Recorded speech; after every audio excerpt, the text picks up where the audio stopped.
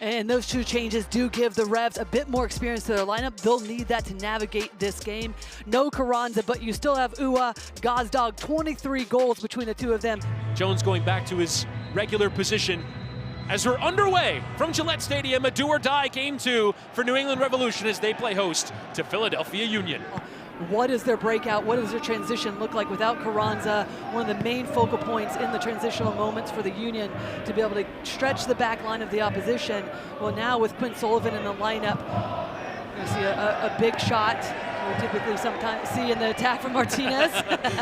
Glancing through a lot of numbers forward there from the Union, and now the chance for the break is on. Shankalai with Kay running beyond him to his left. Heel and Bo joining him as well. It's on for Mark Anthony Kay, and Bizo covering, and it came off of Kay last.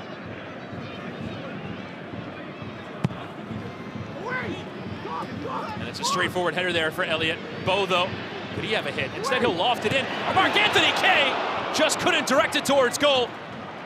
Sent it further along its path rather than troubling Blake. Philly in that front three, so good in these kinds of moments. Can Sullivan take advantage? Running at Kessler and going for goal. The deflection coming in, and Edwards watching it go out. Instructions being barked out in that area. And again, trying to apply the pressure from a set piece. It comes through, and nearly kindly there for Lowe. And Ua on the turn, and on the doorstep, Nathan Harriel, it's off the post! Well, set pieces, set pieces, set pieces. Excellent delivery. It causes commotion inside the 18-yard box. You see the amount of numbers in Harriel. As soon as that one just ricochets off the post. Temporarily held his run, but Oya wanted him to keep going. Charged it behind. Well, Gazdag. Yeah, and Chris, the last piece for the Union right now, because doing such a good job, as we mentioned, offensively, but I feel like the Revs are just starting to run out of some ideas once they get into the attack.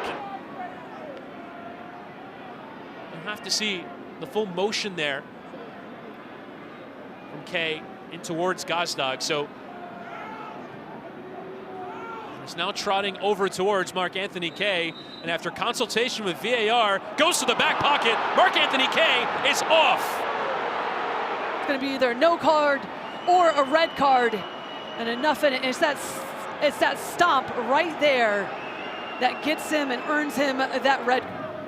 McGlynn looking for targets. Not really forthcoming.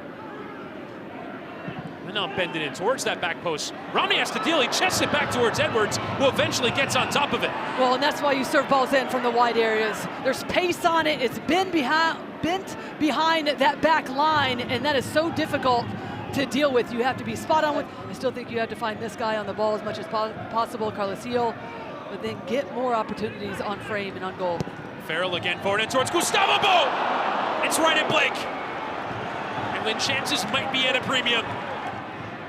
Well, this is exactly what you need, though. Carlos Heel at the heart of it, pulling the strings. It's Farrell getting higher up the field, and then completely. Will he lift it to the back stick? All at the feet of the 20-year-old from Scranton. McGlynn going near post, and it's off the post, and eventually held on to there from Edwards. After Philadelphia went up a man. You see that little dip there. Have to use these set pieces to their advantage. Flicked on here for Heel, who runs at McGlynn and runs towards the air and takes a strike with his right. Just went flashing through that area. Gazdag. And Ua, we're told will come off after this. It takes a deflection and it comes out for a corner. Polster.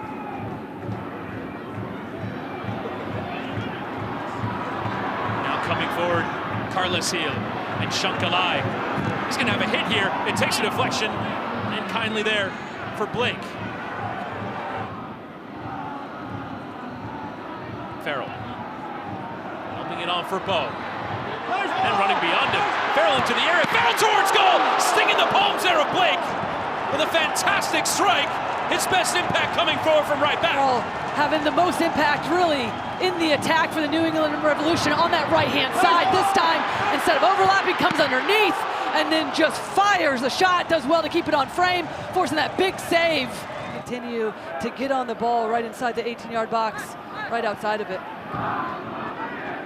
Again, he's got Farrell flying forward, but doesn't really have an option.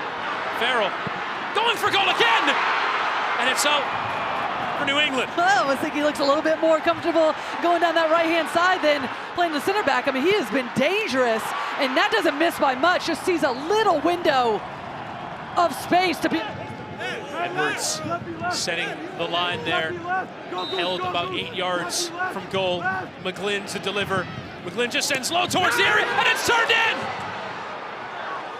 Philadelphia have their breakthrough at last!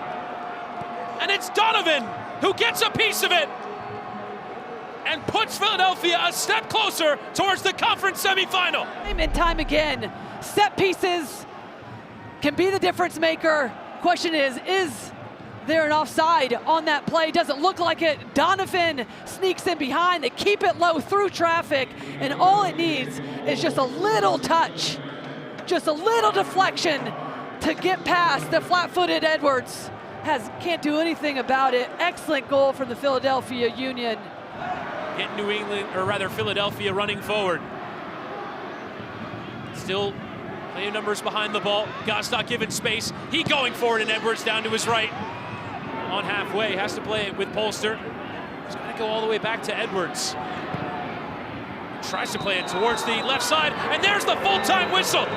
Philadelphia are through to the Eastern Conference semifinals. They've knocked New England Revolution out of the MLS Cup playoffs.